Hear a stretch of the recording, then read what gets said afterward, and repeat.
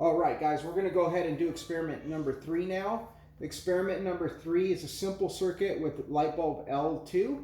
L2 has 2 filaments, so it has a dim filament for tail light, and then it also has a bright filament for the brake lamp. So what I'm going to do is I'm going to just focus on FL2-1. We'll just deal with one filament for now.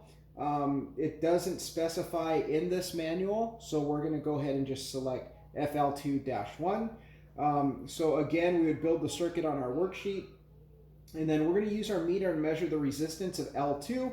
So remember, on our last measurement, we measured amps. So the most important thing we need to do here is we need to move this red test lead from the amps port back over to the ohms port.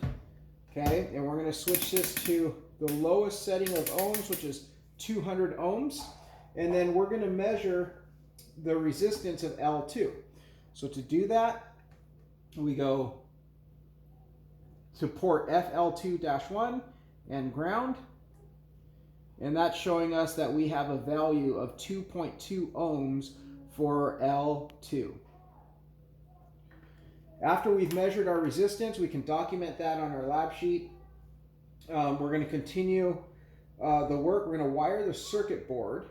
Okay, so that means we'll need a red test lead, and we're going to go from our power source to our light bulb, and then from our light bulb to our ground,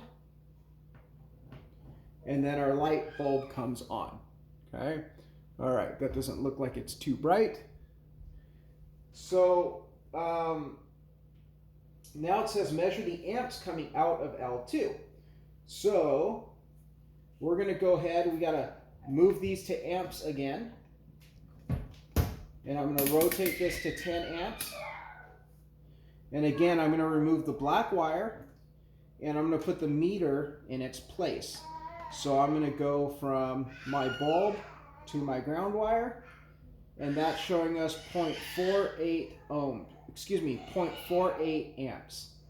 Okay, so that's, we're measuring amps coming out of that light bulb, coming through that light bulb. All right.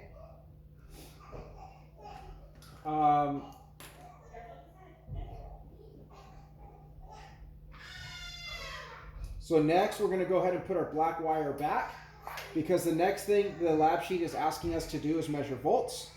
So we have to switch our red lead to volts again.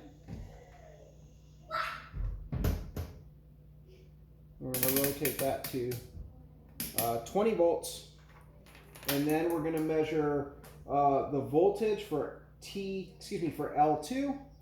So we're going to just measure the voltage at this light bulb. And you can see we have 10.09 volts. You have 0.48 amps. So when you have 2 of the 3 Ohm's law values, you should be able to calculate the third value. So in that case, you'd be calculating resistance. Name the unit for measuring energy is the next thing on your lab sheet.